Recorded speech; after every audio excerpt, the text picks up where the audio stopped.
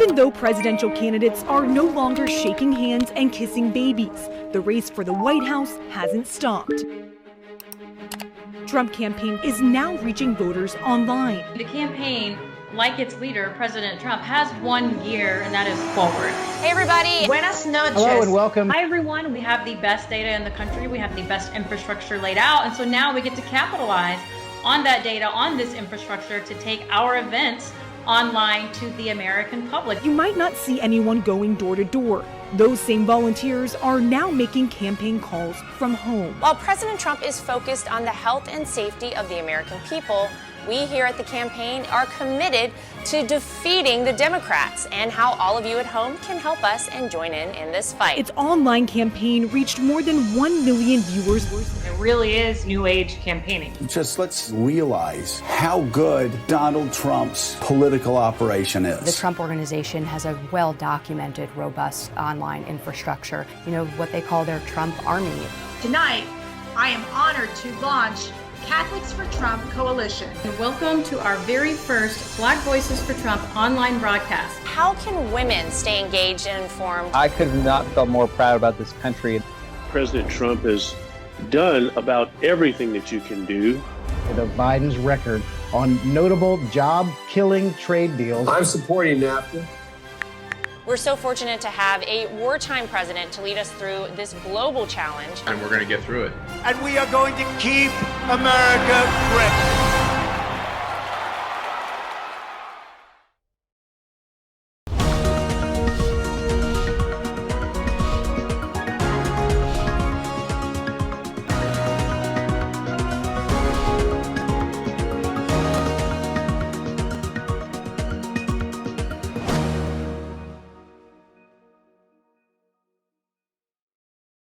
Hello and welcome to another edition of Team Trump Online's War Room Weekly, where we take a closer look at President Trump's fantastic record of achievement on behalf of the American people and contrast that with Joe Biden's dismal record and his terrible ideas for the future. I'm Tim Murtaugh, the communications director for President Trump's re-election campaign, and I am joined today by two fantastic guests. First, senior advisor to the Trump campaign, Katrina Pearson. Katrina, good to see you. Great to be here, Tim. And former 2016 Trump campaign manager, Corey Lewandowski. Corey, glad you could join us. Thanks for having me, Tim. Sure. This past week on Wednesday, it was April 15th, which under normal circumstances would have been tax day.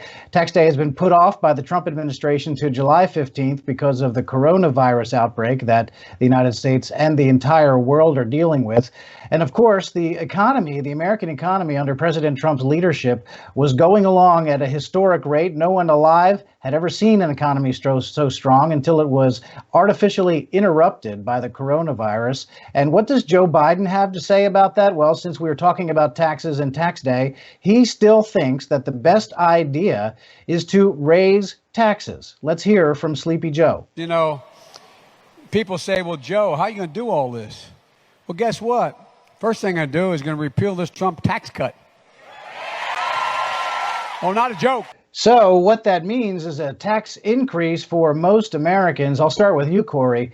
On what planet is it a good idea to raise taxes when the economy has taken such a hit from an outside force like we have? Well, Tim, clearly Joe Biden has lost touch with reality. Anybody who thinks that repealing the Trump tax cuts is going to stimulate the economy is living in the fantasy world. Look at what this president's been able to do for the small businesses. The deregulation environment, coupled with the tax cuts that this president has pushed through, made the United States the envy of the world when it came to our economy prior to this COVID-19 interruption. He will bring it back. But this notion that we're going to repeal the president's tax cuts and that's going to help create jobs in this country is a complete fallacy from Joe Biden. Yeah, it's ridiculous. It also shows that he really has no idea of what the role of government is in a situation like this. If his first answer is to raise taxes because he thinks that the federal government knows better what to do with the money than the people themselves, the ones who earned it. Katrina, how in the world could we entrust power to a guy like Joe Biden if that's his idea? Well, we can't. We can't entrust power to any Democrat. You know, never mind those tangible results after the Trump tax cuts. Businesses were hiring, wages were rising, people were buying homes again. But who needs the American dream when you can have Democrats tell you how much better off you'll feel if you have less, do less, and be less? But of course, the left has this do as I say, not as I do form of governance as they continue to dole out tax dollars to enrich themselves and their friends. But that's why Americans are confident that President Trump is the only choice to bring our economy back, because yeah, he built that. So he's already proven that he was the right choice in the beginning to lead our country at this time. So the choice could be not more clear when you have the old establishment way of China first and America last, who would disrupt our economy even further when we can have a president who's already salvaged a weak economy and can continue to build with President Trump.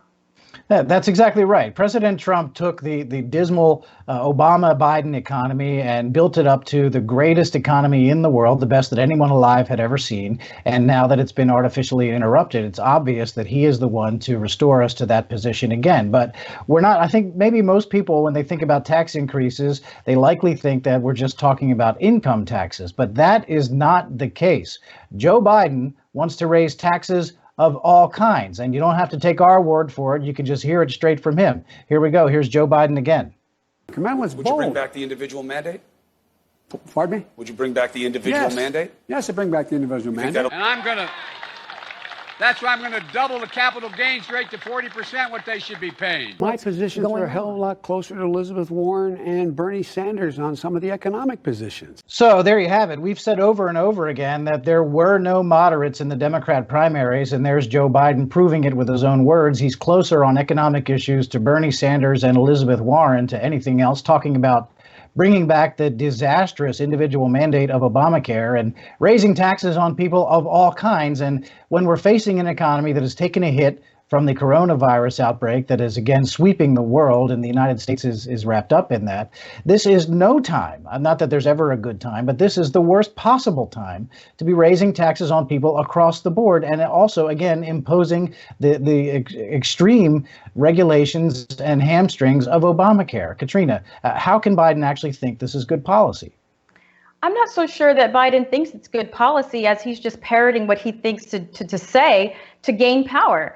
And the bottom line is Americans can't afford to let any Democrat anywhere near obtaining more power. Taxes are what sparked the revolution. Think about this. We are so excited to give the government more of our hard-earned money, said no middle-class family ever. So you have to wonder, where does this stuff come from? Oh, but wait. They have an entire voting bloc that doesn't pay taxes. And for those who do, Tim, they just lie. We can all remember when the Obama-Biden administration told the American public that the Obamacare mandate was not a tax, at least when they voted on it. But then, surprise America, Obama-Biden, with the help of Pelosi and Schumer, forced the individual mandate tax on every citizen.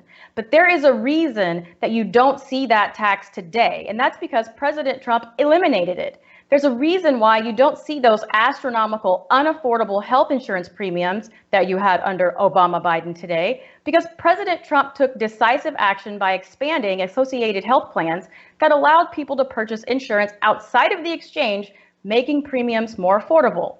But I think what's most egregious about this Obamacare tax, Tim, is that Joe Biden and every candidate in the Democrat field supported taxing Americans for not having insurance, but unanimously support and they're in favor of providing taxpayer-funded health care for illegal immigrants. That's today's unaffordable Democrat Party. It really is astounding. It doesn't matter what the policy area is for Joe Biden and the Democrats. Their first resort is always to try to get into the pocketbooks and into the wallets of hardworking American taxpayers. Corey, this won't stand as we head towards the general election in November. It's very important that voters understand that Joe Biden is after people's money. Tim, you have to remember, if you're a hardworking American family and you do everything the right way, it is the president's notion that you should be able to control your money and spend it the way you want to. But the Democrats have said, if you're in this country illegally, first, we're going to give you free health care, which hardworking Americans don't get. Then we're going to give you free college education, which hardworking Americans don't get. It's two very different sets of rules. And the American people are going to have a choice this election in November. They're going to have the opportunity to return a president to the White House who signed the front of paychecks because he's a job creator, because he has stimulated the economy in the private sector before coming to the public, or they can support Joe Biden, who for 50 years has lived off of his government salary, has taken money from the hardworking Americans for their pet projects. Just look at the last stimulus bill, Tim. We saw the Democrats fund that with all kinds of money that did nothing to help the COVID-19 victims and solve the problem there. We saw $30 million go to the Kennedy Center, only to days later have the Kennedy Center fire/furlough/layoff the very people who were working there because they didn't have enough federal funds. That's not what's supposed to happen. The American people sent Donald Trump to Washington to stop this that's taken place for the last 5 decades, and they're going to resend him back there because it's not fair to give illegal immigrants free health care and free college education when Americans have to pay for it. Yeah, that's exactly right. And I think we all can all remember the words of Rahm Emanuel when he was in the Obama White House saying that never let a good crisis go to waste. And I think we've seen Joe Biden exercise that philosophy exactly because he has said that if there is further rounds of relief packages being passed through Congress, he thinks this is a great opportunity to try to get the Green New Deal passed into law under the guise of having it be somehow responsive to the coronavirus relief. I don't understand how he thinks that driving up people's energy bills and killing 10 million jobs associated with our energy industries is a good idea for an economy that's taken a whack from the coronavirus. But as you both point out very rightfully, that we have now, thanks to the election of 2016 and your hard work, Katrina, and yours as well, Corey, we have a president of the United States who knows that it's more important that people be able to make their own decisions with the money they earn than to turn it all over to the government and have liberals and bureaucrats in Washington decide how to spend it. Let's hear from the great president of the United States. And just as I promised the American people from this podium 11 months ago, we enacted the biggest tax cuts and reforms in American history. Our massive tax cuts provide tremendous relief for the middle class and small business. So as we can see, it was through President Trump's leadership that America and our economy reached such unprecedented heights in the first place before it was artificially interrupted by the coronavirus. And he is clearly the leader to get to restore us to that position once again. Corey, President Trump makes an extremely strong case to anybody who works for a living and pays taxes and cares about where that money goes. Isn't that so? Well, Tim, you have to remember this president almost single-handedly got that tax cut done for the American working people. There was some hesitation by the Republicans in Congress when Donald Trump first came in. And Donald Trump said, I'm going to fulfill the pledge I made in the 2016 campaign, and we're going to cut taxes on the middle class, on the hardworking Americans, and we're going to deregulate the government so that small businesses can have long-term planning capabilities, and they're going to have the opportunity through the tax code to reinvest and create more jobs. And what that did systematically was it allowed more people working before this corona interruption in our country than ever in our nation's history. Whether you're African American, Hispanic American, Asian American, female, male, white, green, blue, purple, everybody who wanted a job was working because of the policies of this president, because of his deregulation requirements to the federal government, and because of the tax cuts that he pushed forward. That is what stimulated the economy, and he will do it again when this corona pandemic has been brought under control. Yeah, it's just obvious to anyone who's been paying attention for the last 3+ years that President Trump understands that government does have a role in creating economic conditions. It can create the situation where private enterprise and small businesses can do what they do, and that's create jobs by keeping taxes low, by keeping the regulatory burden low. And generally speaking, as a good conservative and a man with decades of experience in the private sector and being successful in business, knows that very often the best thing government can do is just get out of the way. And that's what Joe Biden and the Democrats just don't understand. They always want to get into your pocketbook and have government take over every single decision that you make in your daily lives. Katrina, there could not be any more stark a choice in November. Oh, absolutely, Tim. And Corey is right. These are promises made and promises kept. by President Trump, and there will probably never be another as intense and exciting, transformative, and inspiring primary like the 2016 insurgent campaign of Donald Trump in our lifetime. Corey and I spent many hours in green rooms with those naysayers, Republicans and Democrats, who were convinced that Mr. Trump, the candidate, couldn't deliver on the promises that he was making to the American people. Promises that the career politicians like Joe Biden and most of his critics today never had any intention on keeping. So this November, the choice is clear. You can have promises kept with decisive action by putting Americans first with President Trump, or you can have Joe Biden, an all talk and no action career politician who is beholden to China, who takes pride in leading from behind and wants to fight to enrich the lives of illegal immigrants and puts American families last. Voters know that President Trump delivers. Yeah, promises made, promises kept is something that we hear from the president an awful lot, and it has the benefit of actually being true. A lot of politicians say that kind of stuff, but President Trump has the record to back it up. And you mentioned how these promises were made and kept on behalf of the American people. Let's hear from some actual Americans who benefited from these tax cuts from the president. And some of them are job creators and others are employees, knowing that they themselves are benefiting as well. Here are some everyday Americans. CEO Lou Kennedy is hiring a lot. From where you sit, how's the economy right now? We're loving it. Kennedy credits the Trump tax cuts and deregulation for her company's growth. January of 2018, we had roughly 425 employees.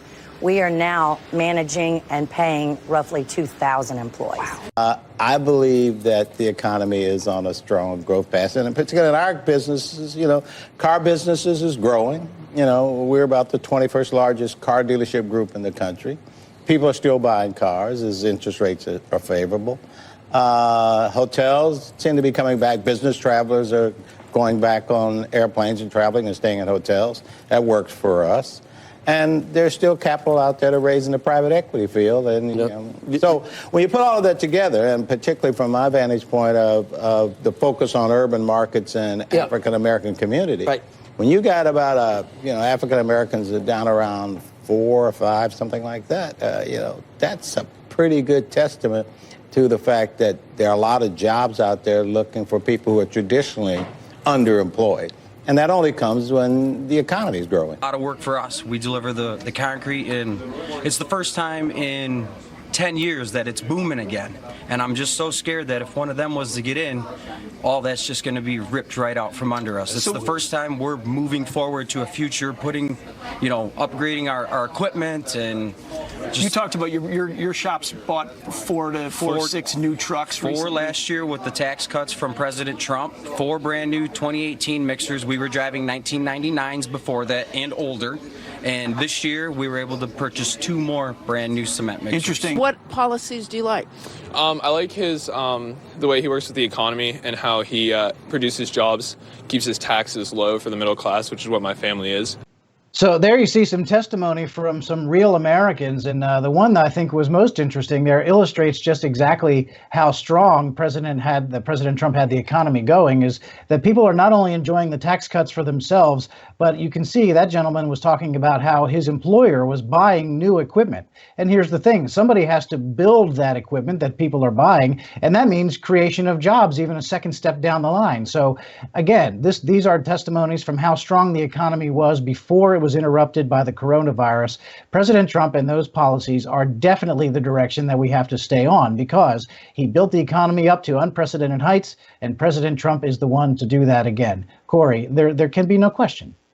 Tim, you have to remember when Barack Obama and Joe Biden were running the government, they told the American people it would take a magic wand to bring back our manufacturing jobs, that these jobs have been shipped overseas, primarily to China, in favor of cheaper labor. And what this president said was, we're the greatest country in the world and we can compete with anybody, but we need a level playing field. And he's used the power of the tariff and the power of his position to bring those manufacturing jobs back. We've seen an economic boom in states like Ohio, Michigan, Wisconsin, where manufacturing is coming back here, where we are no longer reliant on foreign countries for our products. And right now, as we deal with this pandemic, we should understand as the American people, we can never rely on another country to provide the things that we need to take care of our own people, whether it's personal protective equipment, which by and large have been shipped to China, or other necessary tools. This president has brought those jobs back, which means manufacturing is back here, which means are reliant on America first. Not America alone, but America first. And he's the man who did that by his sheer leadership in the Oval Office. Absolutely. America first is the thought that the president wakes up with every single day. Every decision he makes is geared toward doing what is best for the American people. And definitely that naturally includes tax policy, keeping taxes low for the American people and the people who create jobs in this country. Katrina, final word to you. You know, I think it's amazing when you hear what everyone was saying in the clips that you just showed, Tim, and it's a little bit disturbing that the Democrat Party, isn't even hiding it anymore. They want to restore the status quo. They want people to not pay attention so they continue to take advantage of their tax dollars to build their own little kingdoms. But any American paying half attention can see the disgust and dismissive nature that the Democrats have for the average American, the small business owner, and for those who just don't believe into the destructive and socialist and even communist ideology that has poisoned the collective on the left. Individual rights and personal accountability are under assault.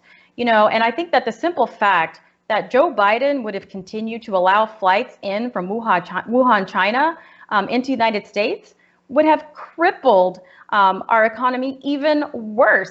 And it's that type of political correctness and, not wanting to identify where the virus was even coming from. And it's painful to the American people to know that we actually have people who want to be leaders of our country, who have no intention on prioritizing our country. And the Democrat Party as a whole continue to parrot the same political correctness and race-baiting nonsense. And it's that kind of PC craziness and leading from behind that gets Americans killed, and most Americans recognize this now. Yeah, I think it's obvious that the Democrat establishment got the candidate that they wanted when Joe Biden became the apparent nominee. And that leaves President Trump as quite the polar opposite. He is still the disruptor. He's, the Washington, D.C., the intelligentsia in Washington still don't know what to make of the guy. He has turned the town upside down, and that's exactly what voters still want. And I would point out that there's a significant number of Bernie Sanders supporters who liked Bernie Sanders' populist message and his outsider message. And there is no reason in the world that they can't find a new home with President Trump, because he has a lot of those same approaches, a very populist message, and somebody who is a disruptor and will turn Washington upside its head. So I very much appreciate you both coming with us. Katrina Pearson, senior advisor to the Trump campaign. Thank you for joining us. Thanks, Tim. And Corey Lewandowski, former 2016 Trump campaign manager. Corey, thank you for your time as well. My pleasure. Thank you. Well, join us again next time on Team Trump Online's War Room, where we'll go through the fantastic record of President Donald J. Trump and the terrible failed record of Joe Biden and his dismal backward-thinking ideas for the future. To get involved, please remember to text Trump to 88022 and also visit our great website, armyfortrump.com. That's Army, spell it out, F-O-R, Trump.com, to get involved. Lots of great tools on there for volunteers. Until next time, I'm Tim Murtaugh with the Trump campaign. Have a good night. Ready to go? This is a crisis. This is no time for Donald Trump's record of hysterical xenophobia.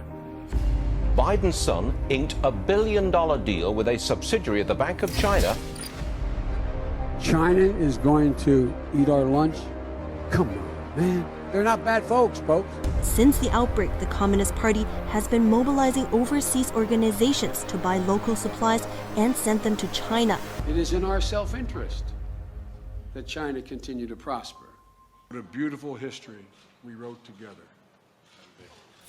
Banning all travel will not stop it. The president is right. The travel restriction on China, as every public health official we've talked to said, bought the country time. That was a very smart move right there. Hysterical xenophobia. Dear mine. Xenophobia. I complimented him on dealing with China. I'm not going nuts.